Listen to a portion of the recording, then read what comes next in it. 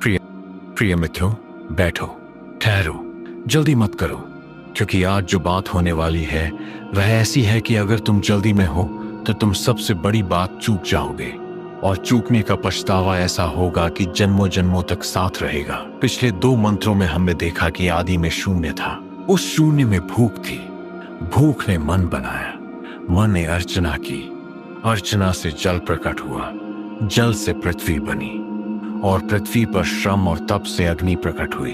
अब तीसरे मंत्र में ऋषि एक और विस्फोट करता है, एक ऐसा विस्फोट जो तुम्हारी बुद्धि की सारी सीमाएं तोड़ देगा। सुनो, ऋषि कहता है, उसने अपने आप को 3 भागों में विभक्त किया, आदित्य 1/3, वायु 1/3 और स्वयं अग्नि 1/3। वही ये प्राण है, 3 प्रकार से विभक्त। उसका सिर पूर्व दिशा है, उसकी 2 भुजाएं ईशान और आग्नेय कोण है, उसकी पूंछ पश्चिम दिशा है, उसकी 2 जंघाएं वायव्य और नैऋत्य कोण है, उसकी 2 पार्श्व दक्षिण और उत्तर दिशा है, आकाश उसकी पीठ है, अंतरिक्ष उसका उदर है, ये पृथ्वी उसकी छाती है। वह जल में प्रतिष्ठित है। जो ऐसा जानता है वह जहां कहीं भी जाता है वहीं प्रतिष्ठित हो जाता है। पहले शब्दों को खोलो, क्योंकि शब्द ऐसे हैं जैसे बीज। बीज को तोड़ोगे तो भीतर का अंकुर दिखेगा। त्रेधा आत्मानं व्यकृत, उसने अपने आप को 3 हिस्सों में बांटा। त्रेधा का अर्थ है 3 भागों में, व्यकृत का अर्थ है विभक्त किया, बांटा, फैलाया। आत्मानं अर्थात अपने आप को। ध्यान रखो, वह किसी और को नहीं बांट रहा, अपने आप को बांट रहा है। आदित्यम, सूर्य। लेकिन यहाँ सूर्य सिर्फ वह गोला नहीं है जो आकाश में दिखता है। आदित्य का अर्थ है वह जो प्रकाश देता है, जो दृश्य बनाता है, जो ज्ञान का प्रतीक है। वायु, हवा।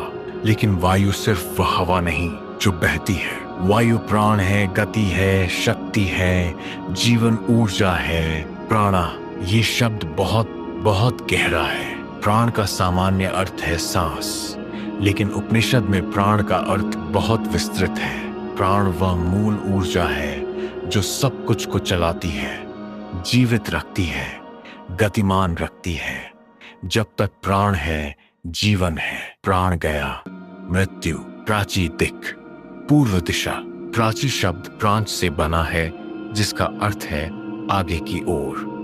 पूर्व वह दिशा है जहां से सूर्य उगता है, जहां से प्रकाश आता है, इसलिए पूर्व को आगे माना जाता है। शिरः, सिर। सिर शरीर का सबसे ऊंचा, सबसे महत्वपूर्ण अंग, जहां से दिशा मिलती है, निर्णय होता है। इर्मो, ये शब्द कठिन है। इर्म का अर्थ है भुजा, बाँ। 2 भुजाएं, 2 बाएं। पुच्छम, पूंछ। पीछे का हिस्सा, सक्थ्यो, 2 जंघाएं। सक्थि अर्थात जांग। उरु, पार्श्वे, 2 बगल, दोनों ओर के हिस्से। द्योः, आकाश, स्वर्ग, वह जो ऊपर है, विस्तृत है, असीम है। पृष्ठम, पीठ, पीछे का हिस्सा। अंतरिक्षम, वह स्थान जो पृथ्वी और आकाश के बीच में है, बीच का आकाश। वायुमंडल, उदरम, पेट, जहां भोजन पचता है, जहां ऊर्जा बनती है। उरः, छाती, वक्षस्थल, जहां हृदय धड़कता है। अब सुप्रतिष्ठिता, जल में स्थापित, जल में स्थापित, जल में प्रतिष्ठित। आपा अर्थात जल, प्रतिष्ठिता अर्थात टिका हुआ, स्थिर, आधारित। अब भीतर उतरो। पिछले मंत्र में ऋषि ने कहा कि मृत्यु ने, उस हिरण्यगर्भ ने तप किया और अग्नि प्रकट हुई। अब इस मंत्र में ऋषि कहता है कि उसने अपने आप को 3 हिस्सों में बांट लिया। अग्नि, वायु, आदित्य। ये तीनों क्या हैं? एक कहानी सुनो। रामकृष्ण परमहंस से एक बार किसी ने पूछा कि ईश्वर एक है तो ये संसार इतना विविध क्यों है, इतने रंग क्यों है, इतने रूप क्यों है? रामकृष्ण ने कहा कि एक ही बर्फ की सिल्ली को तुम अलग अलग साँचों में डालो, कहीं हाथी बनेगा, कहीं घोड़ा, कहीं मछली, लेकिन बर्फ एक ही है। सांचे अलग अलग हैं, इसलिए रूप अलग अलग दिखते हैं। यही बात उपनिषद कह रहा है। वह एक ही प्राण, एक ही मूल ऊर्जा 3 रूपों में प्रकट हुई। अग्नि यह ऊर्जा का वह रूप है जो ताप देता है, प्रकाश देता है, रूपांतरित करता है। अग्नि वह शक्ति है जो कच्चे को पक्का करती है, अंधकार को प्रकाश में बदलती है। वायु यह ऊर्जा का वह रूप है जो गति देता है, प्राण देता है, जीवन देता है। बिना वायु के अग्नि भी नहीं जलती। बिना वायु के कोई भी प्राणी एक क्षण भी जीवित नहीं रहता। आदित्य ये ऊर्जा का वह रूप है जो प्रकाश देता है, ज्ञान देता है, चेतना देता है। सूर्य के बिना पृथ्वी पर कुछ भी संभव नहीं। ये तीनों मिलकर एक ही प्राण है। ऋषि कहता है स एष प्राण त्रेधा वेदा। यही वह प्राण है जो 3 प्रकार से विभक्त हुआ। शंकर इस मंत्र पर बहुत बारीकी से लिखते हैं। शंकर कहते हैं स हिरण्यगर्भः त्रेधा आत्मानं व्यकुरुत। वह हिरण्यगर्भ जिसे पहले मंत्र में मृत्यु कहा गया, उसने अपने आप को 3 भागों में विभक्त किया। अग्नि, वायु और आदित्य, ये तीनों उसी एक हिरण्यगर्भ के 3 रूप हैं, 3 अभिव्यक्तियां हैं। शंकर एक बहुत सूक्ष्म बात कहते हैं। वे कहते हैं कि ये तीनों लोकत्रय से जुड़े हैं। अग्नि पृथ्वी लोक का अधिपति है। जो ऊर्जा पृथ्वी पर काम करती है वह अग्नि रूप है। वायु अंतरिक्ष लोक का अधिपति है। जो ऊर्जा वायुमंडल में मध्य आकाश में काम करती है वह वायु रूप है। आदित्य द्युलोक का, स्वर्ग लोक का अधिपति है। जो ऊर्जा ऊपर आकाश में तारों और सूर्य में काम करती है वह आदित्य रूप है। लेकिन शंकर यही नहीं रुकते। वे कहते हैं एक एव प्राणा त्रिधा विभक्ता न तो त्रया प्राणा। प्राण एक ही है, 3 भागों में बटा हुआ। 3 अलग अलग प्राण नहीं है। यह बात इतनी गहरी है कि अगर तुम इसे ठीक से पकड़ लो तो तुम्हारी जीवन दृष्टि बदल जाएगी।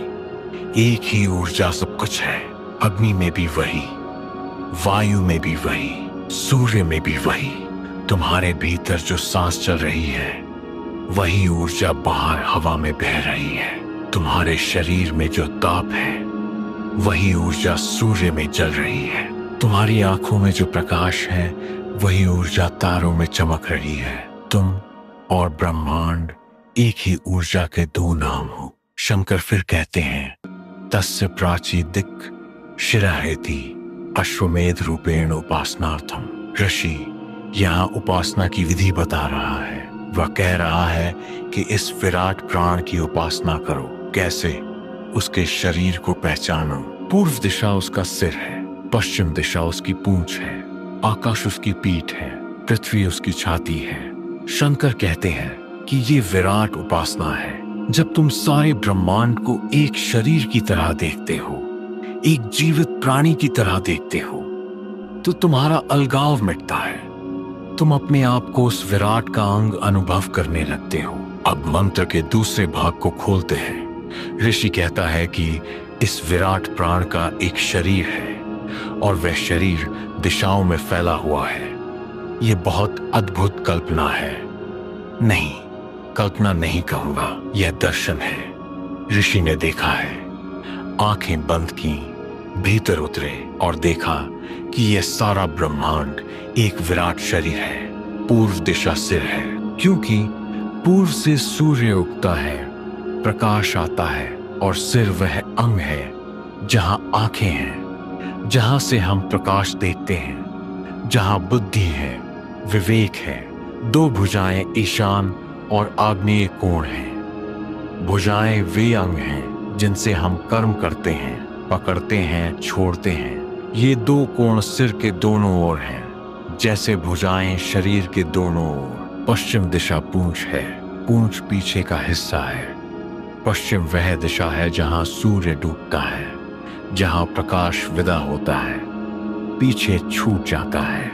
2 जंघाएं वायव्य और नैऋत्य कोण हैं। जंघाएं वे अंग हैं जिन पर शरीर खड़ा होता है, जो चलने में सहायक हैं। दक्षिण और उत्तर 2 पार्श्व हैं। 2 बगल आकाश पीठ है, जो ऊपर है, जो विस्तृत है, जो सबसे दूर है।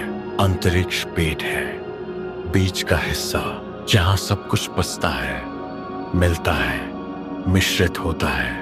और पृथ्वी छाती है। छाती वह अंग है जहां हृदय है। पृथ्वी सबसे निकट है। तुम पृथ्वी पर खड़े हो। पृथ्वी तुम्हारे सबसे करीब है और हृदय भी तुम्हारे सबसे करीब है। अब कोई पूछेगा कि यह तो बस कल्पना है, दिशाओं को शरीर के अंगों से जोड़ दिया तो इसमें क्या गहराई है? नहीं मित्रों, ये कल्पना नहीं है, ये एक बहुत गहरी अनुभूति है। एक प्रयोग करो।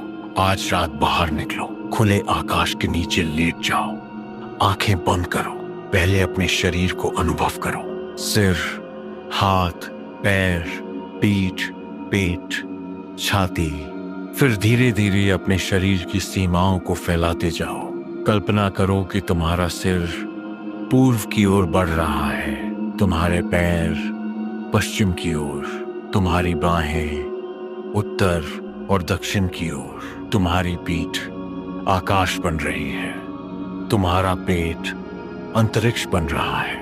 अगर तुम यह ध्यान ठीक से करोगे तो एक क्षण आएगा जब तुम्हें लगेगा कि तुम्हारे शरीर और ब्रह्मांड में कोई सीमा नहीं है। तुम फैल गए हो, तुम वही विराट हो गए हो जिसकी ऋषि बात कर रहा है। यही उपासना है, यही ध्यान है। रामकृष्ण अक्सर एक अवस्था में चले जाते थे जहां उन्हें अपने शरीर का बोध मिट जाता था। वे कहते थे कि मैं सब कुछ हो जाता हूं, यह वृक्ष भी मैं, यह नदी भी मैं, यह आकाश भी मैं। लोग समझते थे कि वे पागल हो गए हैं, लेकिन वे पागल नहीं थे। वे उसी अनुभव में थे जिसकी बात ये मंत्र कर रहा है। अब विज्ञान से जोड़ो और यहां तुम चकित होगे। ऋषि कहता है कि एक ही प्राण 3 रूपों में बटा, अग्नि, वायु, आदित्य। आधुनिक भौतिकी क्या कहती है? कहती है कि इस ब्रह्मांड में सब कुछ 4 मूलभूत बलों से चलता है। गुरुत्वाकर्षण बल, विद्युत चुंबकीय बल, प्रबल नाभिकीय बल और दुर्बल नाभिकीय बल। लेकिन ये 4 अलग अलग बल नहीं है। भौतिकी पहले ही सिद्ध कर चुकी है कि विद्युत चुंबकीय बल और दुर्बल नाभिकीय बल मूलतः एक ही है। इन्हें विद्युत दुर्बल बल कहते हैं और वैज्ञानिक प्रयास कर रहे हैं कि प्रबल नाभिकीय बल को भी इसमें मिला दें। ये महाएकीकरण सिद्धांत कहलाता है। अंततः लक्ष्य ये है कि सब बलों को एक ही मूल बल में समेट दें। उपनिषद पहले ही कह रहा है, स एष प्राणः त्रेधा विहितः। यही वह एक प्राण है, 3 प्रकार से विभक्त। और अब देखो, ऋषि ने जो 3 रूप बताए उन्हें आधुनिक भाषा में समझो। अग्नि, ऊष्मा, ऊर्जा का वह रूप जो रूपांतरण करता है। यह ऊष्मा गतिकी है, थर्मोडायनामिक्स। हर भौतिक प्रक्रिया में ऊष्मा का आदान प्रदान होता है। तारों में नाभिकीय संलयन, पृथ्वी के भीतर का ताप, तुम्हारे शरीर का तापमान, सब अग्नि है। वायु, गति, बल, ऊर्जा का वह रूप जो चीजों को हिलाता है, चलाता है, यह गतिकी है, काइनेटिक्स। हवा चलती है, ग्रह घूमते हैं, इलेक्ट्रॉन अणु के चारों ओर दौड़ते हैं, सब वायु है, सब गति है। आदित्य, प्रकाश, विकिरण, ऊर्जा का वह रूप जो सूचना देता है, दृश्य बनाता है। ये विद्युत चुंबकीय विकिरण है, प्रकाश, रेडियो तरंगें, एक्स किरणें, सब आदित्य है। ये तीनों एक ही मूल ऊर्जा के 3 रूप हैं। ऋषि ने बिना किसी प्रयोगशाला के, बिना किसी यंत्र के, ध्यान में बैठकर यही देखा जो आधुनिक भौतिकी अरबों रुपए खर्च करके खोज रही है। अब एक और गहरी बात, ऋषि ब्रह्मांड को एक शरीर की तरह देख रहा है। दिशाएं उसके अंग हैं, आकाश उसकी पीठ है, पृथ्वी उसकी छाती है। यह बात आधुनिक विज्ञान में भी गूंज रही है। जेम्स लवलॉक नाम के एक वैज्ञानिक ने गाइया परिकल्पना दी। उन्होंने कहा कि पूरी पृथ्वी एक जीवित प्रणाली है। पृथ्वी सिर्फ एक चट्टान नहीं है जिस पर जीवन चिपका हुआ है। पृथ्वी स्वयं जीवित है। वायुमंडल, सागर, जंगल, मिट्टी, ये सब मिलकर एक जीवित शरीर बनाते हैं। जैसे तुम्हारे शरीर में फेफड़े, हृदय, यकृत, गुर्दे सब मिलकर एक प्रणाली बनाते हैं, वैसे ही पृथ्वी के सब अंग मिलकर एक जीवित प्रणाली बनाते हैं। लेकिन ऋषि लवलॉक से बहुत आगे जाता है। लवलॉक सिर्फ पृथ्वी को जीवित कहता है, ऋषि सारे ब्रह्मांड को जीवित कह रहा है। पृथ्वी ही नहीं, आकाश भी, अंतरिक्ष भी, सूर्य भी, वायु भी, सब मिलकर एक विराट शरीर है, एक विराट प्राणी है। फाइनमैन एक बार कह रहे थे कि जब मैं एक फूल को देखता हूं तो मैं वही देखता हूं जो एक कवि देखता है, सुंदरता। लेकिन मैं और भी बहुत कुछ देखता हूं। मैं उन कोशिकाओं को देखता हूं जो उस फूल को बनाती हैं। मैं उस प्रकाश संश्लेषण को देखता हूं जो सूर्य की ऊर्जा को भोजन में बदलता है। मैं उन करोड़ों वर्षों के विकास को देखता हूं जिसने इस फूल को यह रंग दिया। ऋषि भी यही करता है। वह सूर्य को देखता है और कहता है कि यह सिर है। वह हवा को अनुभव करता है और कहता है कि यह प्राण है। वह पृथ्वी को छूता है और कहता है कि यह हृदय है। वह एक फूल नहीं देख रहा, वह पूरे ब्रह्मांड को एक जीवित शरीर के रूप में अनुभव कर रहा है। और फिर ऋषि एक बहुत महत्वपूर्ण बात कहता है, स एषोऽप्सु प्रतिष्ठिता। वह जल में प्रतिष्ठित है। यह वही बात है जो पिछले ब्राह्मण में कही गई थी, समुद्रो योनि। समुद्र ही उसकी योनि है। यह विराट प्राण, यह विराट शरीर जल में टिका हुआ है। अब इसे कई तलों पर समझो। भौतिक तल पर पृथ्वी पर जीवन जल के कारण संभव है। बिना जल के कोई जीवन नहीं। तुम्हारा शरीर 70% जल है। पृथ्वी की सतह का 71% जल है। जीवन जल से शुरू हुआ। पहली कोशिका सागर में बनी। हर भ्रूण जल में पलता है। माँ के गर्भ में शिशु जल से घिरा रहता है। जल जीवन का आधार है। वैज्ञानिक तल पर जब वैज्ञानिक किसी ग्रह पर जीवन खोजते हैं तो सबसे पहले क्या खोजते हैं? जल। मंगल ग्रह पर जल के चिन्ह मिले तो वैज्ञानिक उत्साहित हो गए। यूरोपा, जो बृहस्पति का चंद्रमा है, उसकी बर्फ की परत के नीचे सागर है। ये पता चला तो वैज्ञानिकों ने कहा कि शायद वहां जीवन हो। जल और जीवन एक दूसरे से अभिन्न है। आध्यात्मिक तल पर जल यहाँ ब्रह्म का प्रतीक है। जैसा कि शंकर कहते हैं कि आप इति ब्रह्मणो रूपम। जल ब्रह्म का रूप है, क्योंकि जल की तरह ब्रह्म भी सब कुछ का आधार है, सब कुछ को धारण करता है, सब कुछ में व्याप्त है। जल का कोई अपना रूप नहीं होता। जिस पात्र में डालो उसी का रूप ले लेता है। ब्रह्म का भी कोई अपना रूप नहीं है। जिस रूप में प्रकट होता है वही बन जाता है। शंकर यहाँ कहते हैं, अपसु प्रतिष्ठितः इति, आपो ही सर्वस्य प्रतिष्ठा। जल ही सबकी प्रतिष्ठा है, सबका आधार है, और ब्रह्म ही सबकी प्रतिष्ठा है। इसलिए जल ब्रह्म का प्रतीक है। और अंत में ऋषि एक ऐसी बात कहता है जो इस पूरे मंत्र का मुकुटमणि है। यत्र क्वच एति ततएव प्रतिष्ठति एवं विद्वान। जो ऐसा जानता है वह जहां कहीं भी जाता है वहीं प्रतिष्ठित हो जाता है। यह वाक्य बहुत बहुत गहरा है। इसका क्या अर्थ है? एक कहानी सुनो। एक जैन गुरु थे, बासु। एक शिष्य ने पूछा कि गुरुदेव, मुझे शांति कहाँ मिलेगी? मैं बहुत भटक चुका हूँ। एक मंदिर से दूसरे मंदिर, एक तीर्थ से दूसरे तीर्थ, शांति कहीं नहीं मिलती। बासु ने कहा कि तू शांति इसलिए नहीं पा रहा क्योंकि तू शांति कहीं और खोज रहा है। शांति तेरे साथ है। तू जहां भी जाता है शांति वहीं है। लेकिन तू उसे देखता नहीं क्योंकि तेरी नजर बाहर है। शिष्य ने पूछा कि तो मैं क्या करूं? बासु ने कहा कि जान ले कि तू कौन है, और जिस दिन तू जान लेगा कि तू कौन है, उस दिन तू जहां भी होगा वहीं तेरा घर होगा। यही उपनिषद कह रहा है। एवं विद्वान अर्थात जो ऐसा जानने वाला है, जो ये जानता है कि मैं वह विराट प्राण हूं जो 3 रूपों में बटा है, जिसका शरीर दिशाएं हैं, आकाश पीठ है, पृथ्वी छाती है। जो ये जानता है कि मैं वह सागर हूं जिसमें ये सब प्रतिष्ठित है, वह जहां कहीं भी जाए वहीं प्रतिष्ठित है। वह कभी अस्थिर नहीं होता, कभी भटकता नहीं, कभी अकेला नहीं होता, क्योंकि वह जानता है कि सब कुछ वही है। शंकर कहते हैं, एवं विद्वान सर्वत्र प्रतिष्ठान लभते न क्वचित अप्रतिष्ठिता भवति।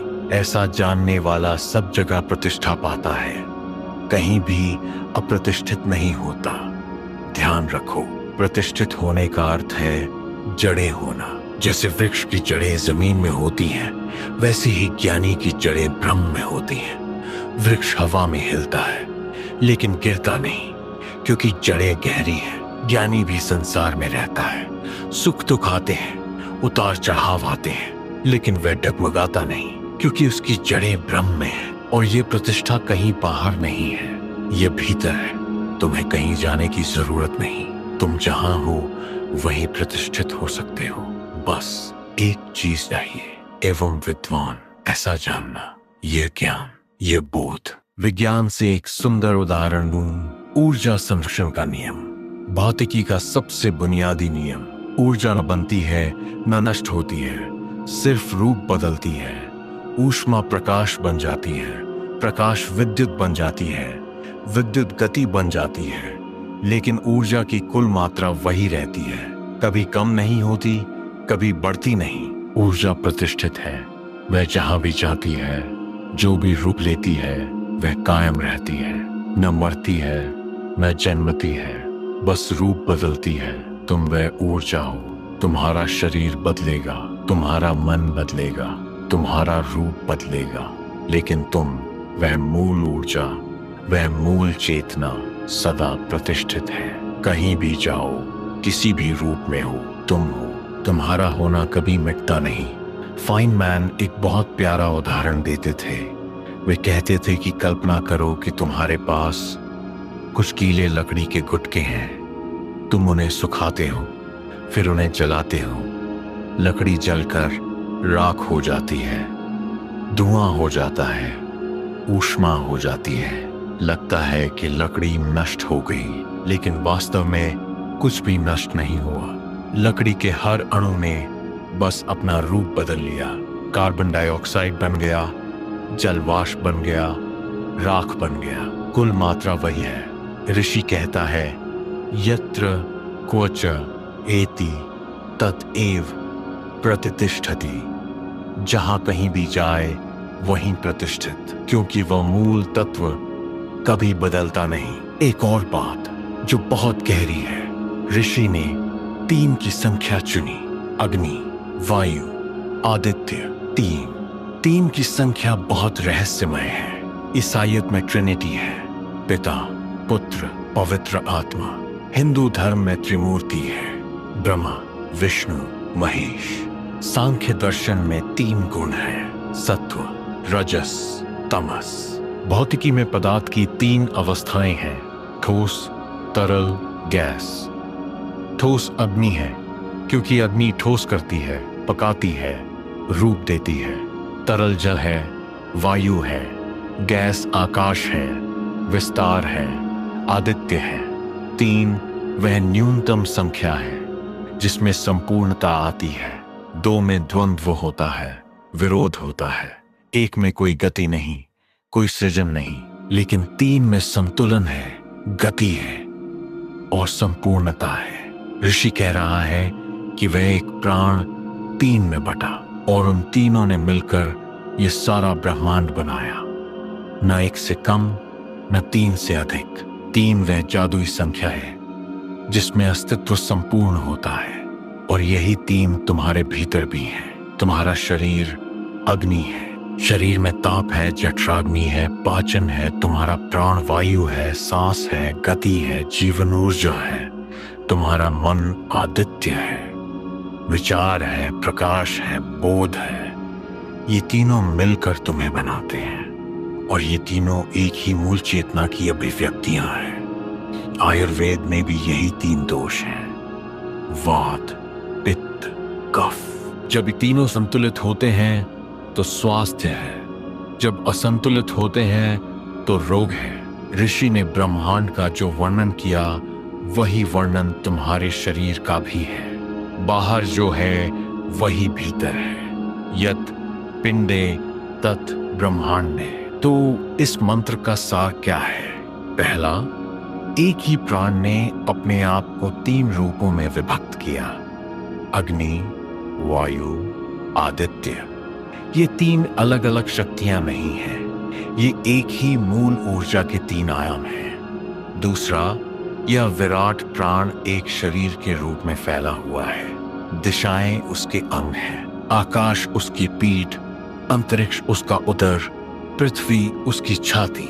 ब्रह्मांड एक जीवित शरीर है, मृत पदार्थ का ढेर नहीं। तीसरा, यह सब जल में प्रतिष्ठित है। जल ब्रह्म का प्रतीक है। जैसे जल सब कुछ का आधार है, वैसे ही ब्रह्म सब कुछ का आधार है, वैसे ही ब्रह्म सब कुछ का आधार है। चौथा और सबसे गहरी बात, जो ये जानता है वह जहां कहीं भी हो प्रतिष्ठित है।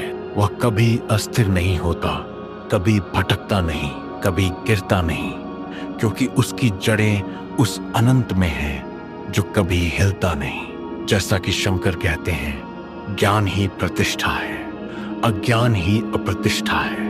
जब तक तुम नहीं जानते कि तुम कौन हो, तब तक तुम भटकोगे। और जिस क्षण तुम जान लोगे, उस क्षण तुम जहां भी होगे वहीं तुम्हारा घर होगा।